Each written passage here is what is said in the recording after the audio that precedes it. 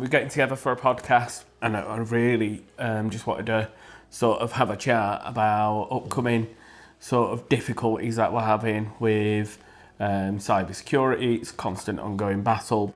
A bit of a curveball here. So you're a movie fan, and I know you are, yes. And I know you like your pop culture. So, and you've probably been asked this, but what do you think we're closer towards? Are we closer towards a Matrix future, a Terminator future, or a Blade Runner future?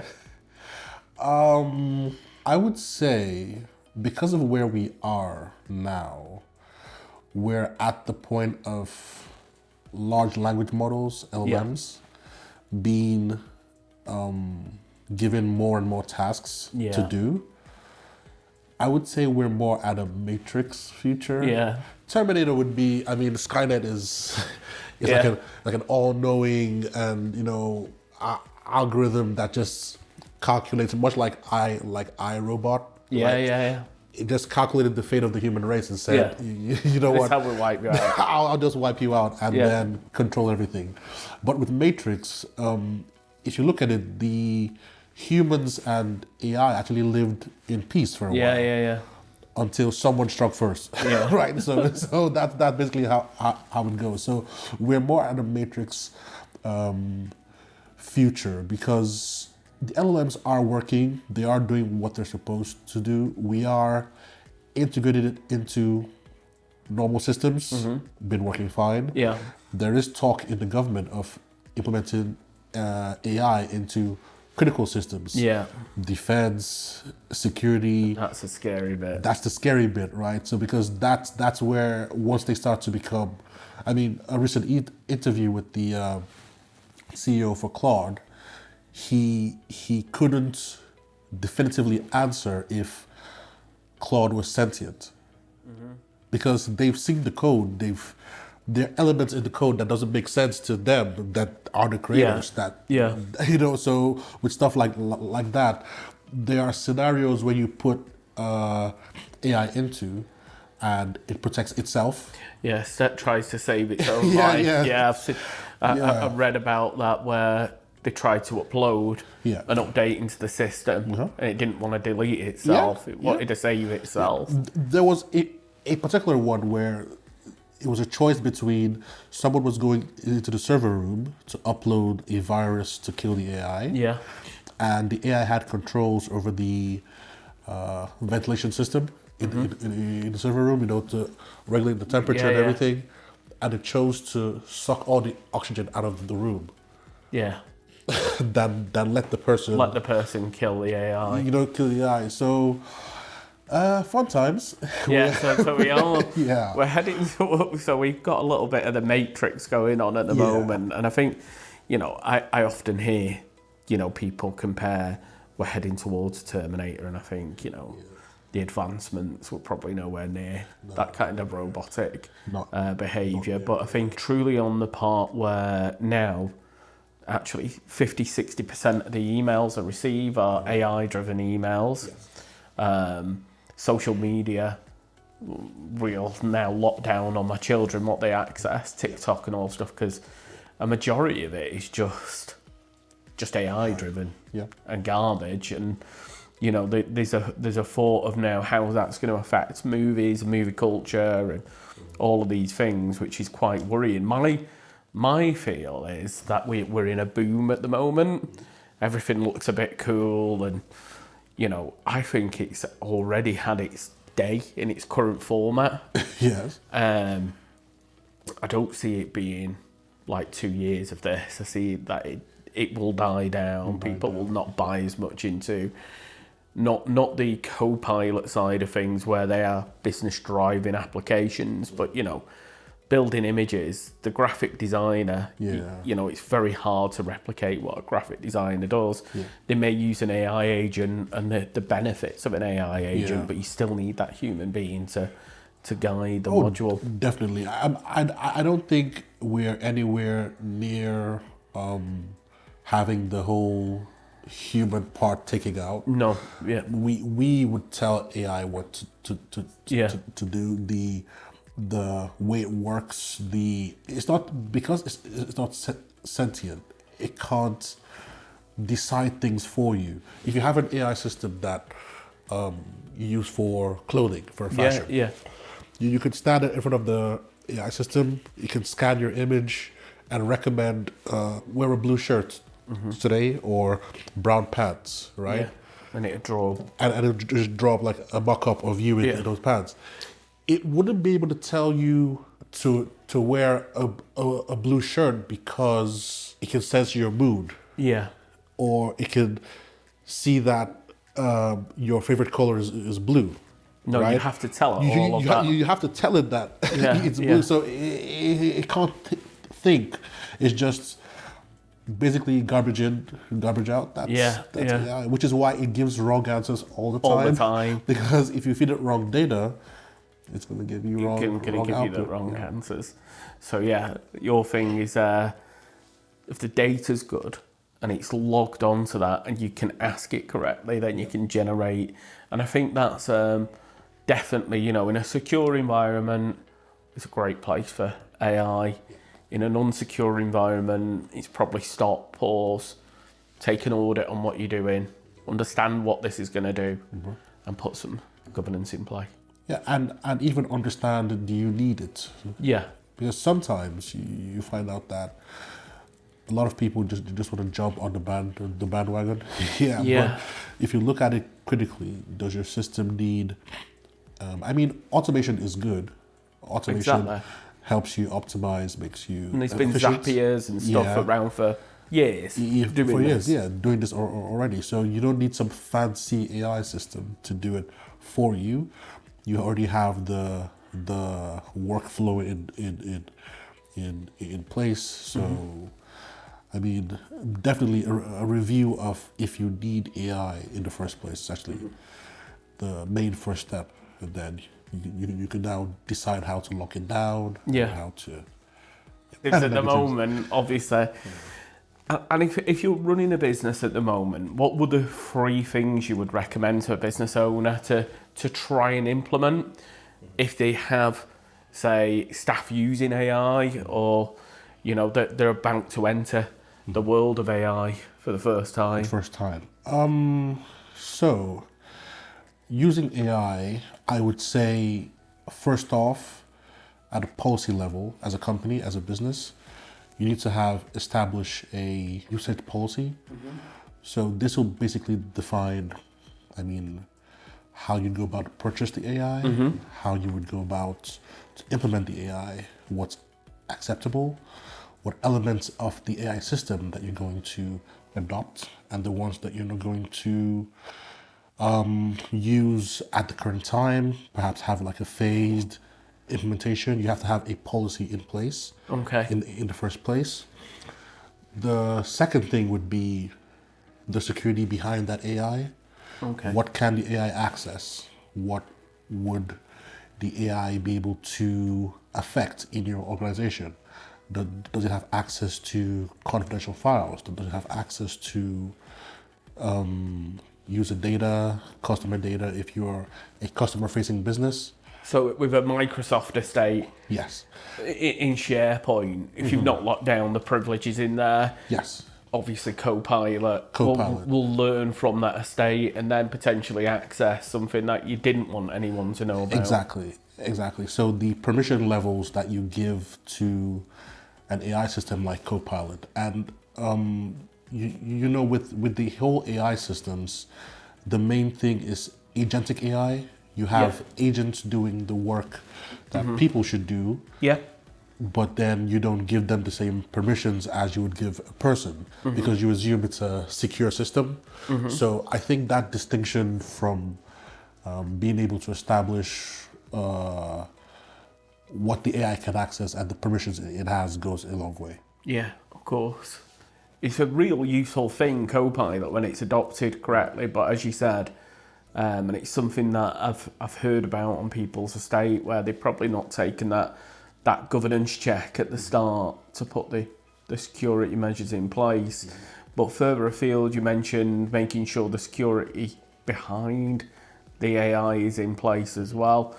What sort of things would you recommend a business does on that side, would you recommend they sort of take an audit of everything, or? Yeah. I mean, if you're talking about Copilot, for instance, Yeah. you have a Microsoft estate. That pretty much cuts down your risk. It doesn't eliminate your risk, but it cuts it down a long way. It actually allows you to implement the system without having to go through like a full audit to see what it's accessing, what it's, because Microsoft has done that work for you. Now, if this was a third-party AI system, like we have lots of customers or businesses who actually want to implement some sort of AI system into their work, either they hear it's pretty good or it's part of an existing service that they have, and they want to roll out the AI side of things to that service. What happens is conscious of the effect that it has. Say if we're going to implement an AI tool into the business, obviously there's some unknowns about what can happen, if any hacks can happen. You know, is that AI tool potentially a danger? Is there things to mitigate the risk against that? You know, I mean, what if the AI agent that you create sort of ends up, someone decides to send it rogue, for instance, you know, and try and get it to do things that you don't want it to do. Yeah. I mean, it all still comes down to permissions and access. Yeah. What can it do? What can it access, and who has permissions into it? And what permissions does it have on your data? Okay. Right. So you can, it's always advisable to, when implementing these systems, you can have audit checks, you can have governance policies you can set up in your framework to ensure that you can track what the AI is doing, and you can track what access it has or what people are accessing that data, and basically any action that it takes. So more for your compliance, more for e-governance, things like that. You can shape your policies to really drill down into finding the trail of what the AI is doing. So. Of what that is doing. And in a business environment, you know, I think we're all sort of in the world of AI now.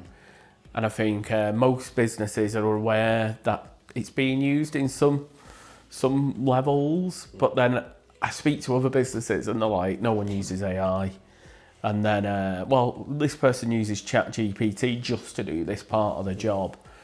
And actually, when I drill down into some of what you've said there, well, what's the agent accessing? And they don't quite understand, actually, I don't know.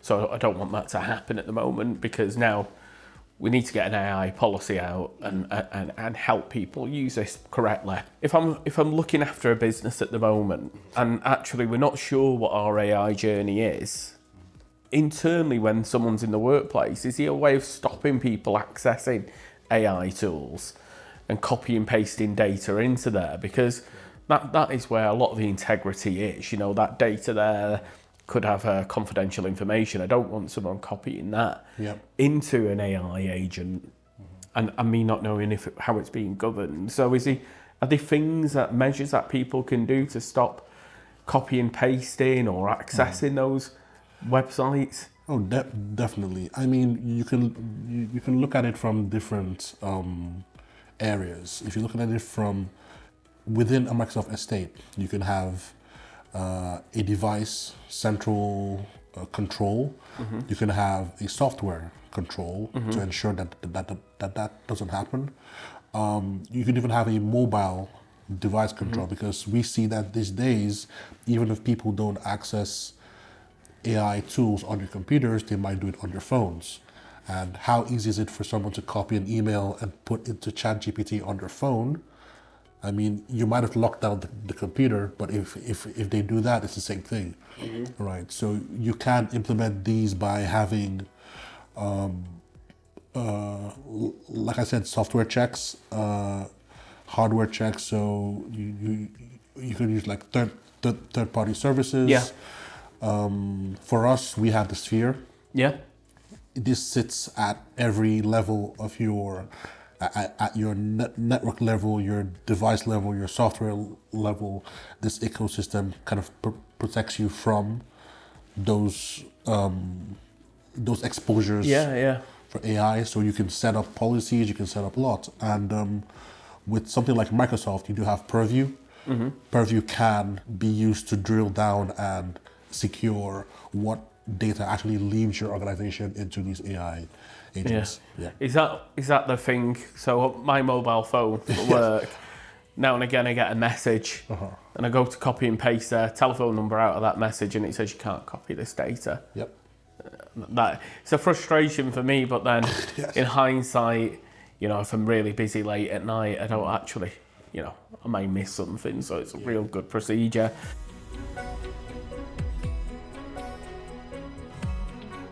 So we're here with Stephen Hobson from Apex Computing. I'm here with Rob Browner from Threat Locker. How are you? How are you, Rob? Are you all okay? Good. All good. Glad to be here. See you. Glad to be here. Just having a bit of a chat. Thought I'd bring you into the podcast just to discuss some of the trends, some of the things that are happening. Yeah. Obviously with Threat Locker, superb products available to businesses across Europe and beyond. But ultimately, when I introduce Threat Locker, it's always been talking about the endpoint, talking about the kind of problems that you see with endpoints without having Threat Locker in place. I just thought, with the constant challenges now that we're seeing with AI, how is Threat Locker evolving, and what benefits do you think that customers should be aware of nowadays with Threat Locker being there? Exactly. And you said it there with regards to AI. Obviously, all the technical solutions out there at the moment are using AI. All your detection toolings are using AI, but the hackers are using AI as well. So it's still that game of cat and mouse. What Threat Locker is predominantly doing is coming in at the frontal layer of security, where we're given granular control of threat actors coming into the environment. So we're stopping them from the get-go rather than constantly trying to catch them, let's say. With regards to Threat Locker, we're predominantly an allow listing tool. We have a lot of strings to the bow, but allow listing, where you're creating that allow list of applications in your environment, has been tough to do in the past. But with Threat Locker, we've eased that, where we learn in your environment, we don't disrupt anything. We learn it for generally about 21 days, and then we gradually put it in a secure mode.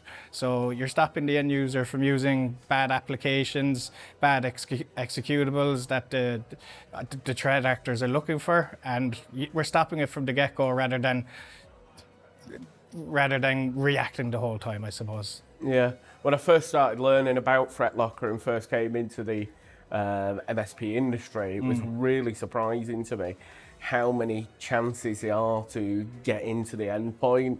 And that could be really innocently downloading a game onto your computer. And what I love about Threat Locker is the ability to restrict that kind of behaviour from happening. So knowing that endpoint's really well protected, and you've given all that governance over it. Any exciting plans on the horizon for 2026? Well, I suppose the most recent, launches has been our Microsoft 365 control and detection with regards to that environment. But we have our main event in Orlando in March, Zero Trust World. Yeah. So all I can say on that is keep your eyes peeled. So there's always new pieces being launched then. Even we don't know what's coming. So looking forward to that. Well, myself and Rachel will be waiting for our invite and our flight tickets. To attend Get you over to sunny Orlando. Leave it with me is all I'd say. Lovely to meet you, and thanks for your time. Yeah, lovely to meet you. Thanks again.